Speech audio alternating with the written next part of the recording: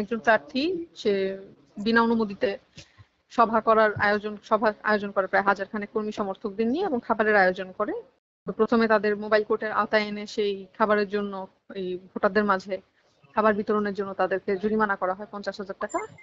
তাদের খাবারগুলো জব্দ করে বিতরণ করা হয় এতিমখানায় এবং তাদেরকে পরবর্তীতে কোনো সভা এবং ওই সভাও যেন না করা হয় বিনা অনুমতিতে সেই নির্দেশনা দেওয়া হয় এবং প্যান্ডেলও সেখান থেকে খুলিয়ে নিয়ে তারপরে বিজ্ঞ ম্যাজিস্ট্রেট ওখানে সভাস্থল ত্যাগ করে।